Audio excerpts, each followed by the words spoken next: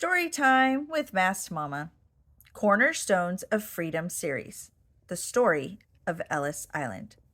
This is written by R. Conrad Stein. Illustrated by Tom Dunnington. A ship steamed into New York Harbor in 1905. Hundreds of excited immigrants crowded on deck. They spoke different languages, but this morning there was only one word on their lips: America.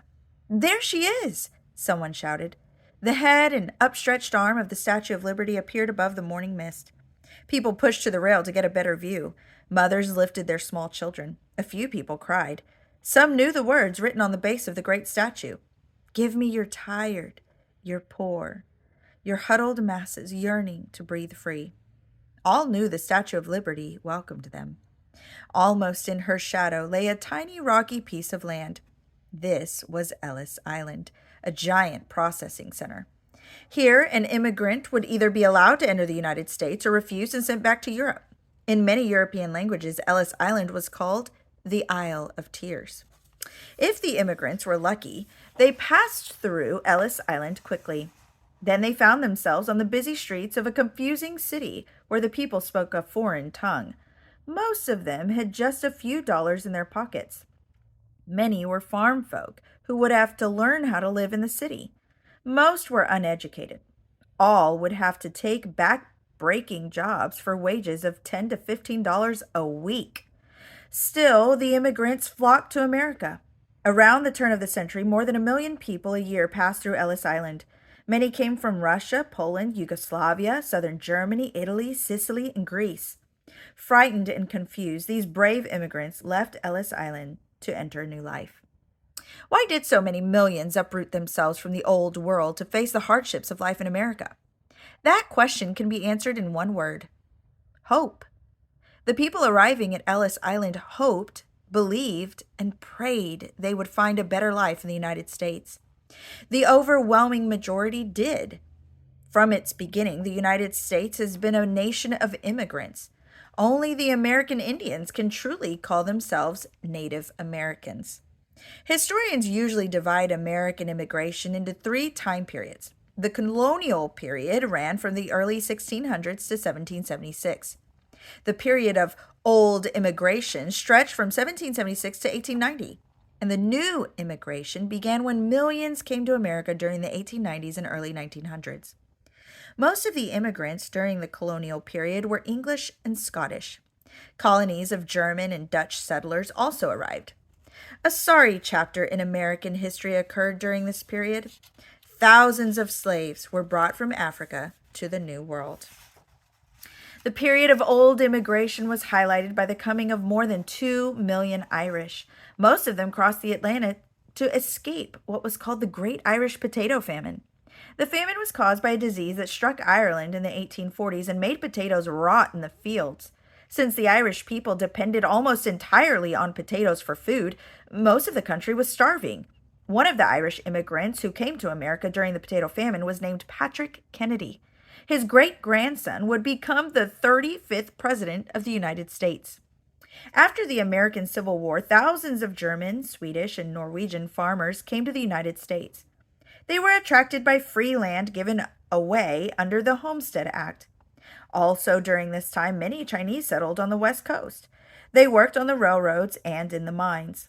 Finally came the period of new immigration. Millions streamed to America to escape the hopeless poverty and overpopulation of Southern and Eastern Europe. The mass migration of people from the old world to the new after 1890 was like a human flood. No other country in modern history had ever experienced anything like it. The long journey for these new immigrants began deep in Europe. Exaggerated stories of wealth in the United States circulated freely among European peasants. America was often pictured as a Garden of Eden, where poverty and hunger did not exist.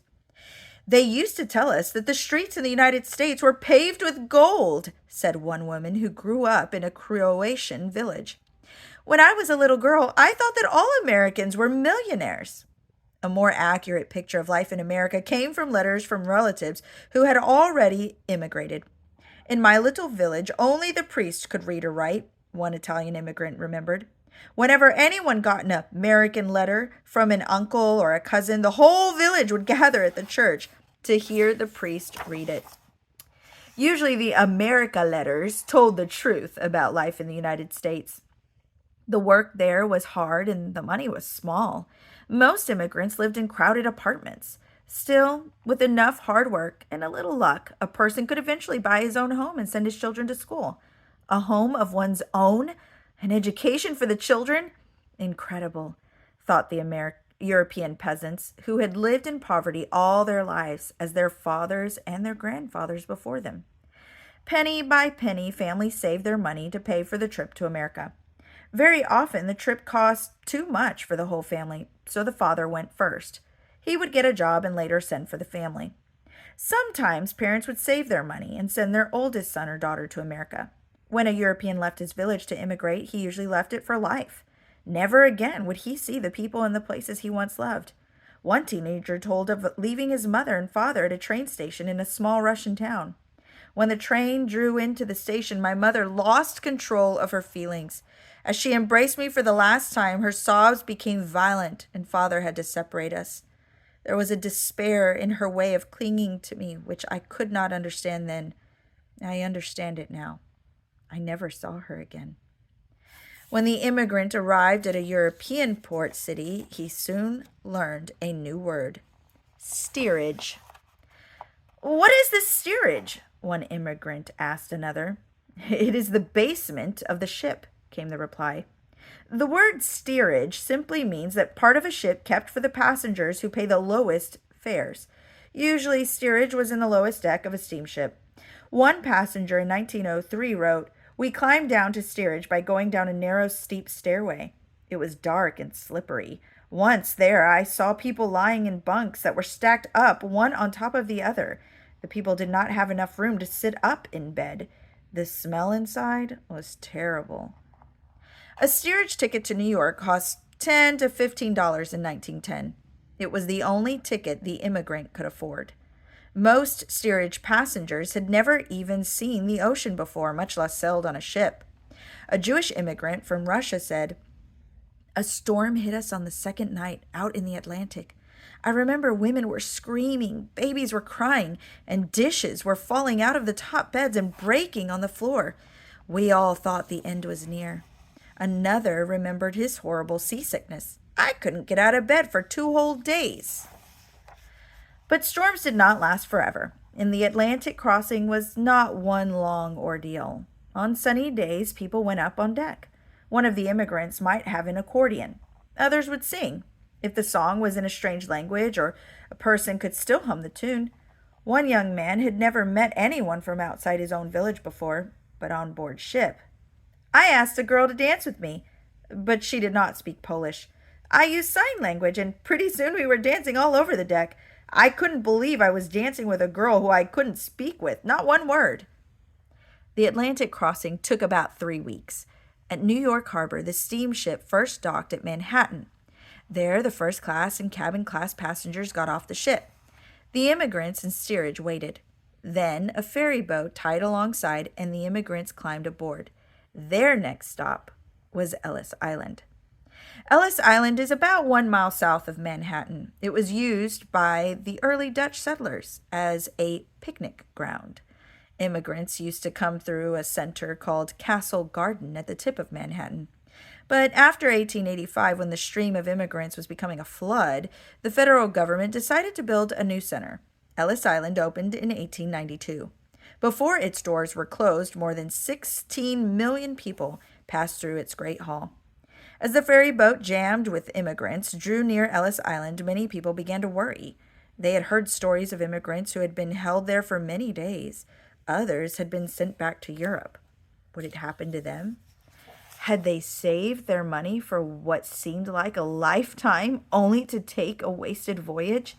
Many of the new immigrants from Ellis Island found Ellis Island more frightening than the ocean crossing. One New York journalist described the first day at Ellis Island. The day of the immigrants' arrival in New York was the nearest earthly likeness to the final day of judgment, when we have to prove our fitness to enter heaven. When the ferry boat docked at the island, the immigrants were herded off the boat and into one of the red brick buildings. Guards shouted, "Hurry up now! Quit poking around! We haven't got all day!" The center at Ellis Island was built to handle 5,000 people daily. During the high tide of immigration, more than twice that number passed through the main hall each day. Guards tied large tags to the immigrants' coats. Each tag had a number on it. At the end of a long hallway, these numbers were shouted out in Italian, Yiddish, Greek, Croatian, Polish, German, and other languages. After much pushing and shouting, the newcomers were separated into groups of 30. Then the bewildered immigrants were taken to Registry Hall. It was the largest room any of them had ever seen. A maze of aisles crisscrossed the room. Long lines of people stood in these aisles waiting to be examined by doctors or questioned by immigration officers. The noise inside was a din of shouts, curses, and crying children. First came the doctors. Children over the age of 2 were made to walk to see if they had a limp. People were checked carefully by doctors. Each doctor held a piece of chalk. If a doctor suspected a heart problem, he would write a giant H on the immigrant's coat. That immigrant would then be sent to another room to wait for a more thorough examination. Other letters were chalked onto coats: F for facial rash, SC for scalp infection, K for hernia. The most dreaded letter of all was X. That meant mental problems, and people marked with an X were usually sent right back where they came from. After the doctors, the immigrant next faced the questions of an immigration officer. What kind of work do you do? Can you read and write? How much money do you have? Have you ever been in prison? Immigration laws were confusing, and they kept changing. For example, new immigrants were told by relatives who had already been through Ellis Island to say no when asked if they had a job waiting. But wouldn't it sound better if I said I had a job in the United States? The immigrant wondered. The answer was no. Having a job before entering the country broke the 1885 contract labor law passed by Congress. About 1 in 6 immigrants was kept at Ellis Island for medical or other reasons. Those held were given hearings and further medical examinations. They could remain on the island for as long as 4 days. Most would finally be allowed to immigrate, but many would be sent back to Europe. The dejection felt by those sent back was dreadful. Some, in desperation, tried to swim to Manhattan. Most of them drowned. It's difficult to imagine the suffering felt by parents who were told that 3 of their 4 children could enter America, but their 4th could not for medical reasons. Family groups were sometimes split up at Ellis Island, and children as young as 10 years old were sent back to Europe alone. An Italian American who worked at Ellis Island as an interpreter once said, "I never managed during the years I worked there to become callous to the mental anguish, the disappointment, and the despair I witnessed daily. At best, the work was an ordeal." That man would later become a famous mayor of New York City. His name was Fiorello LaGuardia. If an immigrant passed all his tests, his stay on Ellis Island lasted only about 5 hours, but to him the experience remained one that he would talk about for the rest of his life. When the last question was asked and the last doctor satisfied, the immigrant was shown out of Registry Hall. He walked down to a hall to a door that was labeled, curiously, "Push to New York." He pushed. After a ferry boat ride, the immigrant found himself in the middle of New York City. It was baffling and fearsome. Yet in many ways, it was the most exciting place he had ever seen. The buildings seemed to tower higher than mountains. One immigrant wondered why there was no snow on the top of them. Never had the newcomer from Europe seen so much traffic. Streetcars clanged down the streets, and at every corner the new immigrant discovered something he had never seen before. A Polish woman wrote home, "On my first day in New York, I saw both a Chinese man and a Negro woman. I knew then that I was in America." A Russian wrote, "On my first day, I ate a sticky white fruit. I liked it. It was called a banana." The very first obstacle many immigrants faced was the English language. Most of them had addresses of friends or relatives, but they could not say where they wanted to go. A German hoped to go to Lincolnboro. He meant Lincoln, Nebraska. A Hungarian woman became angry when no one could understand that she wanted to go to Setskenevo, Pillsbury. She meant 2nd Avenue, Pittsburgh. An 18-year-old Polish immigrant had borrowed an English book while on board ship. He had practiced these words over and over again. Can you direct me to the nearest Junka? Can you direct me to the nearest Junka? He wanted to go to the nearest YMCA. Many carefully thought out plans collapsed on that first day in New York City. One family with 9 children left Ellis Island with just a few dollars. They were not worried because Uncle Otto from the old country was to meet them in New York with train tickets to Cleveland. The money for the tickets had been sent 6 months earlier. The family waited and waited. Uncle Otto never showed up. A large number of immigrants stayed in New York. Soon that city had the most unusual population on earth. By 1920, New York held more Italians than Rome, more Germans than Bremen, and more Irish than Dublin. Also, it was the largest Jewish city in the world. Other immigrants scattered about the country. Most went to big cities where they could find jobs. There they gathered in neighborhoods, turning them into little Italys, little Polands, and little Germanys. They read newspapers printed in their own language. They shopped at stores that sold food from their old countries. Neighborhoods set up by the new immigrants often resembled the boundary lines of old Europe. One man wrote about Chicago. On a summer day when the windows were open, you could close your eyes and still tell what neighborhood you were in. All you had to do was smell the cooking and figure out if it was Polish, Italian, German, or Jewish. It took several years for the new immigrant to adjust to life in America. The first few years were the loneliest. It is true I have work and I'm not hungry, but I have not laughed since I came to America, wrote one Greek woman. A young man from Poland wrote to a hometown friend, I would like to marry Zoska because girls in America are lazy and let themselves get fat. So please send me Zoska.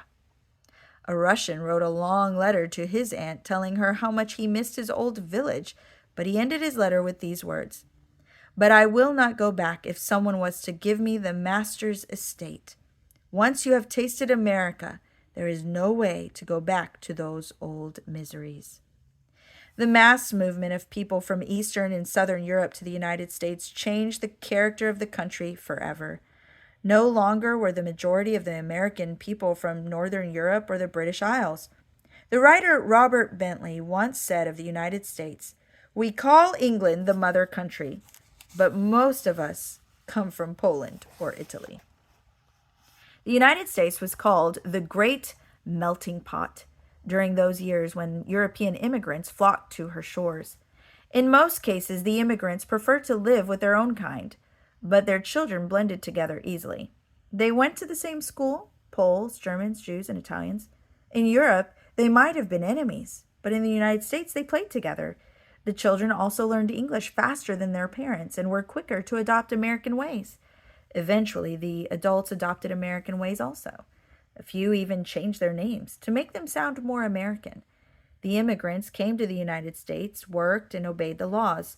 But as their numbers grew, so did their enemies. Organized labor had always been against allowing so many thousands of newcomers to enter the country. The union said the immigrants were holding down wages. The charge was largely true.